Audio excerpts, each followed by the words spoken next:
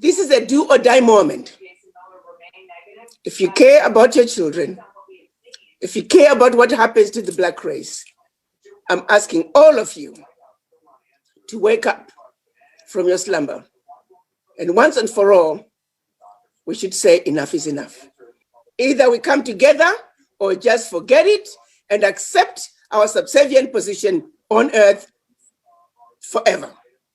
If that's what you want, we are right here, and that's exactly what we are going to get. I came across this Dr. Arikana video this week, and it impacted me profoundly because I've heard her speak a lot of times, and I'm a big supporter of her work and what she does.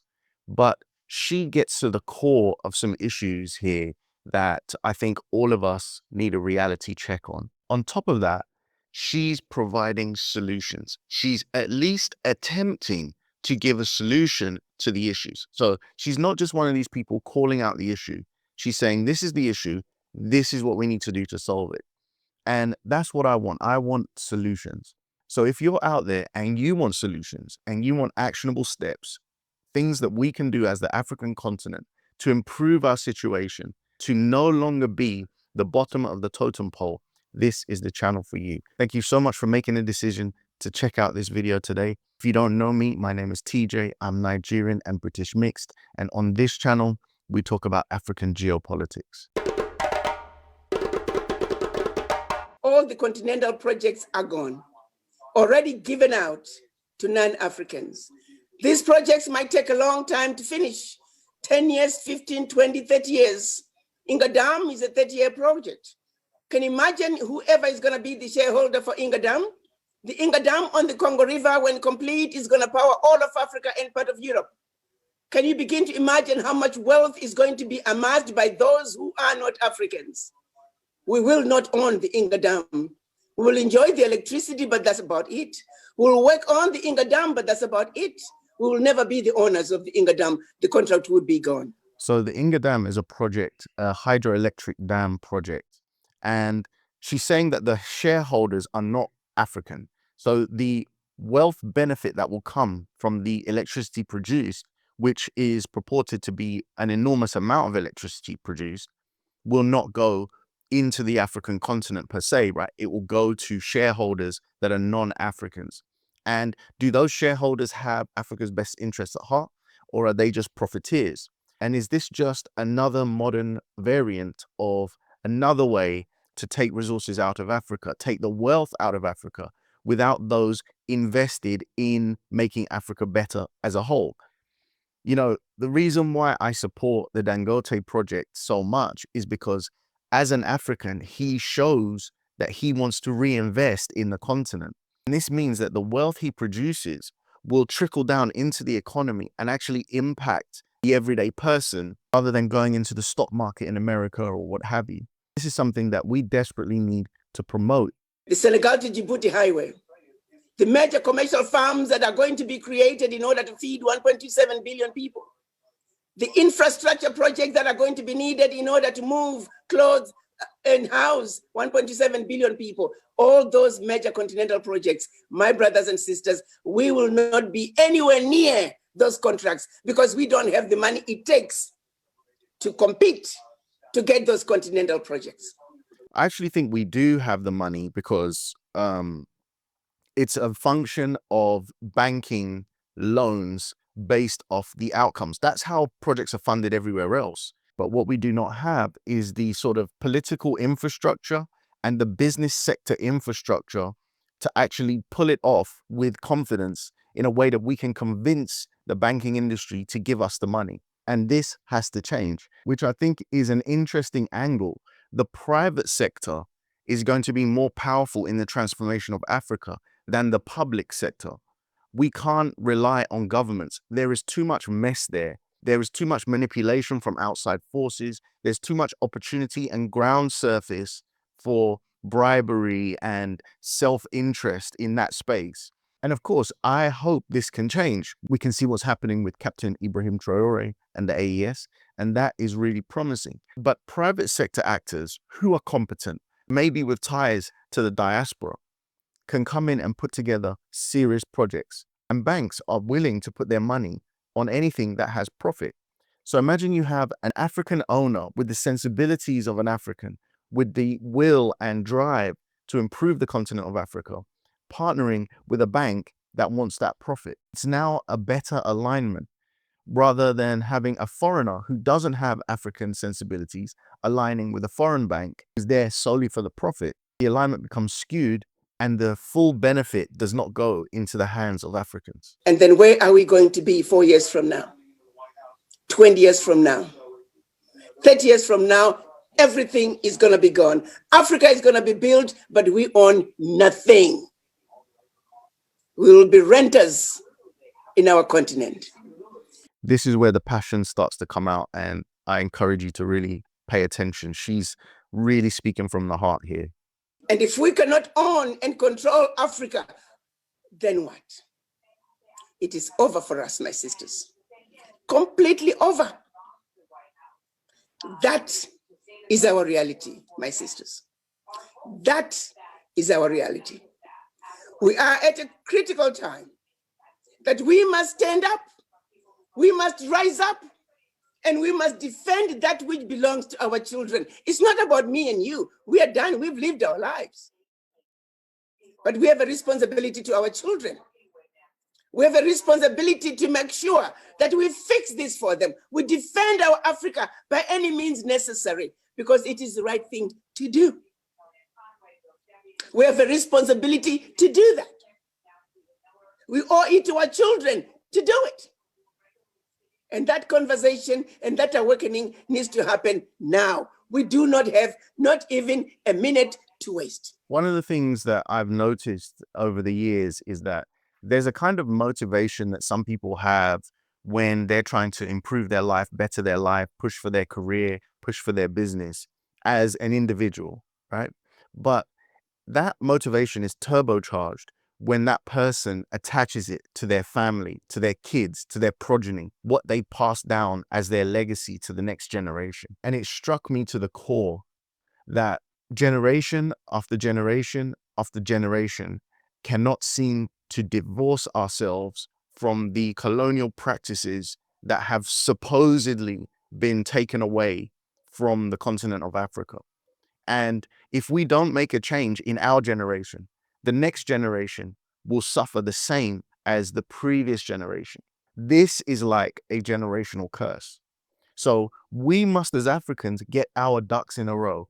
We must make sure that whatever outside force wants to manipulate us and target us, we are right. We are on point. We are impenetrable. We are honorable. We have integrity. Because if we don't do that, this is a generational curse that we will pass down, because we pass down our bad ethics. We pass down our lack of unity. And we cannot have that if we want to build and grow. That self-hate, it's got to go. That mistrust of each other, it's got to go. This is a do or die moment. If you care about your children, if you care about what happens to the Black race, I'm asking all of you to wake up from your slumber. And once and for all, we should say enough is enough. And as mothers, we're the first educators, we're the first teachers, and we're the ones who have always led the way, even most of the time from behind the scenes. This time, once again, it's time for us to rise up, and we hope we can make a commitment to lead from the front this time. I'm counting on all of you to step up. We have several projects that we lined up where I plan to talk to the diaspora and tell you like it is. Either we come together or just forget it and accept our subservient position on earth forever.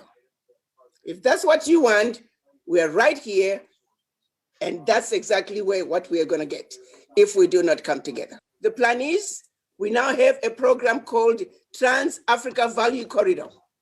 This is a project that I want everybody to understand. It is a development that's going to connect the Indian Ocean to the Atlantic Ocean along the belly of Africa. The belly of Africa, meaning from Tanzania, Kenya, Uganda, DRC, Equatorial Guinea, Angola, Cameroon, Central African Republic, Congo Brazzaville, and Gabon. That is the most expensive region for Africa to trade. Goods coming from East Africa to go to Central Africa, they gotta go all the way down to Cape Town, all the way up along the ocean, along the West Coast to Cameroon, only to be ferried into Central Africa. Very expensive. You cannot grow your economies if the cost of doing business is too high. That belly of Africa must be opened up. What do I mean by that? We are going to be building major hub ports along the East Coast, major hub ports along the West Coast. There are going to be 3 corridors. The first corridor is going to be called a utility corridor. There are going to be companies that are doing nothing but lay down water pipelines from east to west. There are going to be companies doing nothing but laying down gas pipelines. There are going to be companies doing nothing but laying down fiber optics and smart grids. That's the utility corridors. You can imagine how many contracts, opportunities that are going to come. We can be in charge of that. The second corridor is going to be called the transportation corridor. We're going to have companies that are doing nothing but building the high-speed railway from east to west. We're also going to have companies that are doing nothing but building airports, building highways, building other interstates. We're going to have companies that are building bridges. Can you imagine the contracts that are going to come from all that? All of them owned by us, and we will be giving each other the contracts. The third corridor is called the energy corridor. There will be companies that are going to be building power plants from east to west. And then following all that infrastructure, we are going to be building cities every 200 to 300 kilometers. Cities that are going to be built based on what is around. Some cities could be built around cotton growing, from growing of the cotton to textile manufacturing, all the way to the fashion industry. Some cities could be built around citrus fruits, from the growing of the citrus fruits to the canning of the citrus fruits to the distribution of the citrus fruits. Some cities will be built around manufacturing of construction materials. Cities built around jewelry manufacturing. Are you beginning to see, my sisters, the opportunities that we can be in control of? The East to West Value Corridor is what we have decided is our way of being on the driver's seat of the African Continental Free Trade Area. So what I think is really interesting here is that Dr. Arikana used to be part of the political side, meaning she worked for the African Union as the ambassador to the United States. And what happened was, when she was trying to effect change within the system, within the political system, they pushed her out. They didn't like her ideas. They didn't want her. She was saying too many real truths. And so this is the next chapter for her. She's now saying, okay, let's look at the private sector and see if we can just do it without the political help, without the interference of the outside political systems and the corrupt internal political systems that are there in Africa. This is private sector led. So I did some research into the Trans-African Value Corridor to see what this project was about, and let's just get into a few details here. The Trans-Africa Value Corridor is a planned multimodal cross-border high-speed logistics value corridor designed to link the Indian Ocean to the Atlantic Ocean. It traverses several African countries including Tanzania, Uganda, Rwanda, Burundi, DRC, Angola, Central African Republic, and Cameroon.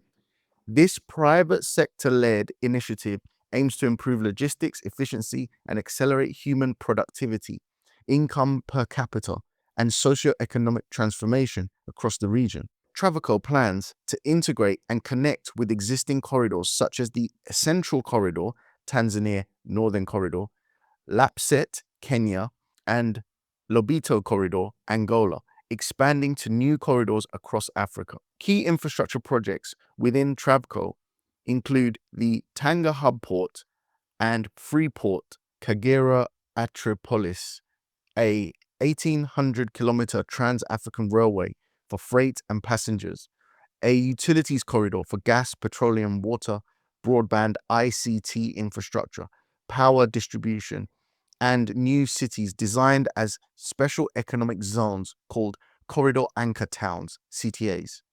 Additional projects include an African steel city, Tanga oil refinery, Trans-African Securities Exchange, and Trans-African Investment Bank.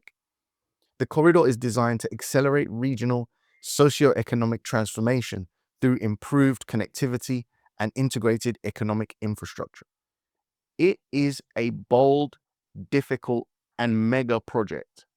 It is ambitious, but I am reminded about something that I read about the Medici family in Florence.